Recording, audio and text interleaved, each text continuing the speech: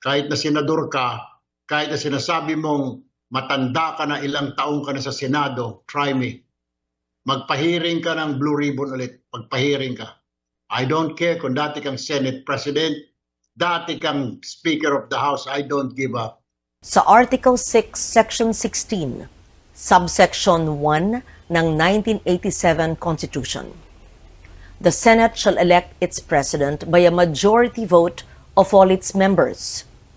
Ang ibig pong sabihin, makakapaghalal lamang ng isang Senate President kung makakuha siya ng mayoryang boto ng lahat ng miyembro ng Senado.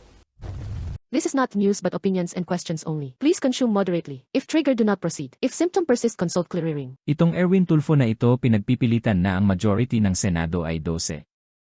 Nanggagaliiti sa mga testimony ng mga dating sundalo. At ipapakulong daw niya pag may ibang Blue Ribbon Committee hearing maliban sa kanyang hearing. Napakayabang po ang asal na ito. Makababayan, hindi na ito asal na senator. Hindi na po senator yan, asal diktador na po yan. Pakinggan niyo po kung paano itong Erwin Tulfo na ito sumagot sa mga pumaparatang sa kanya. Mahuhuli ninyo kung nagsasabi siya sa posisyon na inosente o sa katayuan na guilty. Kayo po ang maghusga, pero magbibigay din ako ng sariling kong obserbasyon. At pakinggan din natin ang sagot na tunay na Senate President pro tempore, na si Senator Loren Legarda. Simple lang makababayan, pagkumpara lang natin kung paano sumagot itong dalawa. Yung isa malinaw hawak ang batas, iyong isa hawak ang galit at puwersa.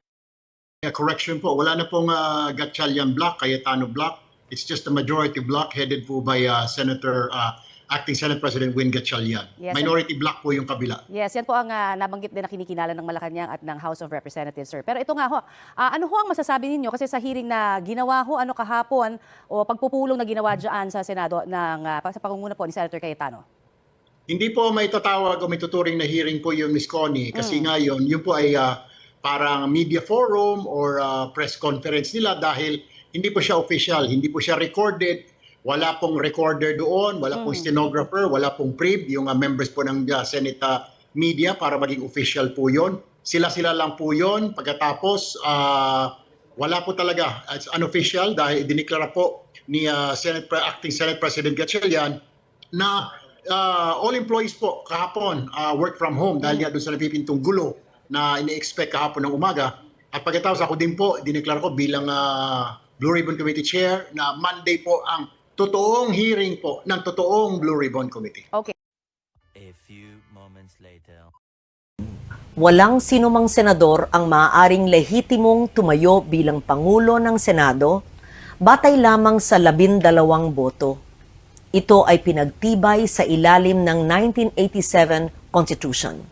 Sa Article 6, Section 16, Subsection 1 ng 1987 Constitution, the Senate shall elect its President by a majority vote of all its members.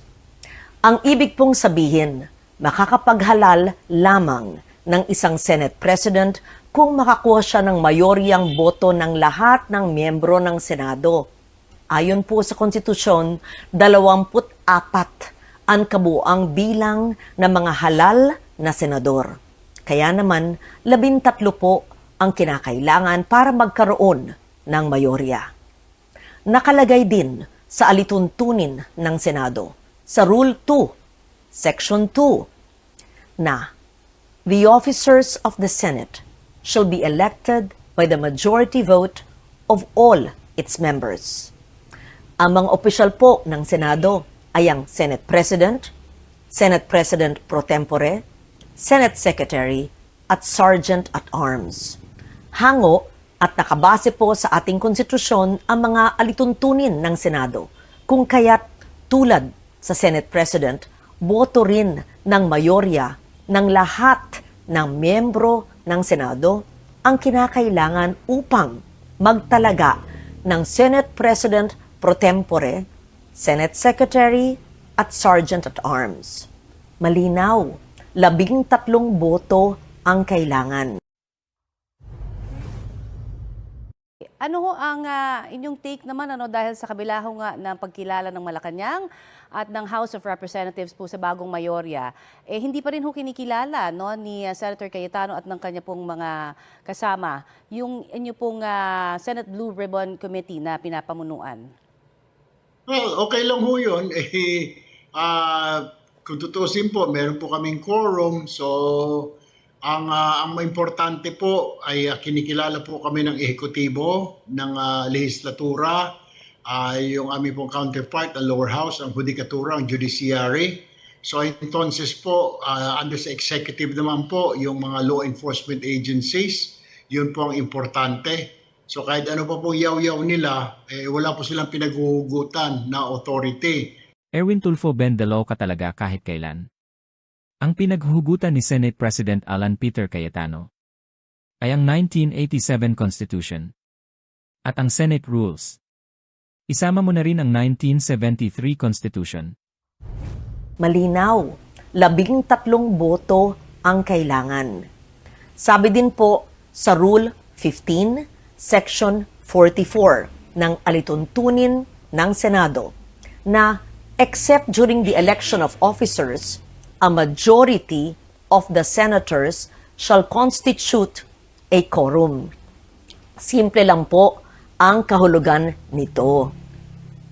Iba po ang bilang na kailangan para sa quorum. Iba rin po ang bilang na kailangan para po sa eleksyon. Kapag eleksyon po ng mga opisyal ng Senado, kailangan ang mayoryang boto ng lahat ng miyembro ng Senado upang sila'y mahalal.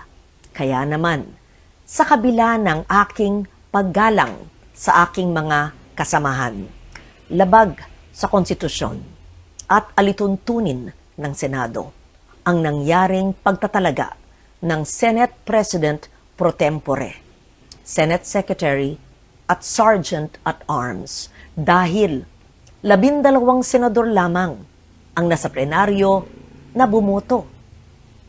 Kulang ng 1 boto para masabing mayorya ng lahat ng miyembro ng Senado ang bumoto para sa pagbabago ng liderato.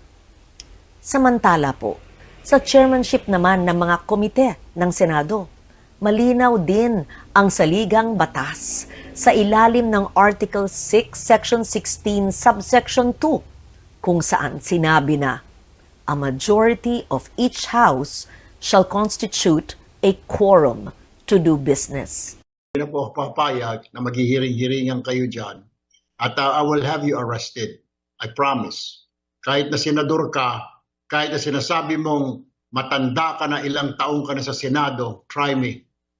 Magpahiring ka ng Blue Ribbon ulit. Magpahiring ka. I don't care kung dati kang Senate President, dati kang Speaker of the House, I don't give up. Talagang papahuli kita. Kung hindi papahuli, kung ayaw ng usa, bibit-biting kita, kwikwilyohan kita, palalayasin kita dyan sa floor na yan. Because I am the legitimate Blue Ribbon Chairman. Makababayan opinion ko lang ito. Halatang guilty itong tulpok na ito. Nanggagala iti sa Blue Ribbon ni Senator Marcoleta. Hindi naman sinabi na inabot ang pera na maleta sa iyo. Ang sabi ng dating sundalo dineliver sa bahay niya. Pwedeng ikwestiyon kung kanino inabot at itanggi kilala mo yung tao. Yan pag inosente ka talaga. Kaso lang nauna na yung galit at takot kasi malamang nangyari na ang delivery. Yung mga sagot ng mga dating sundalo ay normal lang at hindi pinilit. Walang drama, hindi katulad kay Madriaga na parang may namatay. Makababayan, ito yung dahilan bakit galit si Erwin Tulfo. Saan ang first at saan yung second delivery? Dito sa may bahay niya po, Your Honor, dito sa Green Hills. Green Hills. Paano nyo alam na bahay niya yon? Tinanong ko po si Mark Tiksay, sabi ko, Boss Mark, kaninong bahay po ba yun? Sabi niya kay Senator Erwin. So pagdating nyo doon, katulad ng kwento doon sa Ilocos, so may sumalubong, kinuha lang, pinapasok kayo, paanong... Bali po, Your Honor, si Mark po, tsaka si Boss Mark, si Mark Tiksay, tsaka yung contact doon sa bahay ni Senator Erwin, sila po yung nag-uusap niyan. Tapos pagdating po doon sa bahay, ibababa po namin yung mga malita, tapos ihatid doon sa loob. Yung nagre-receive na po yung si Boss Mark na po, tsaka yung nagre-receive yung bala. So hanggang saan ka nakapasok? Nakapasok po ko doon, yung bahay po may basement eh.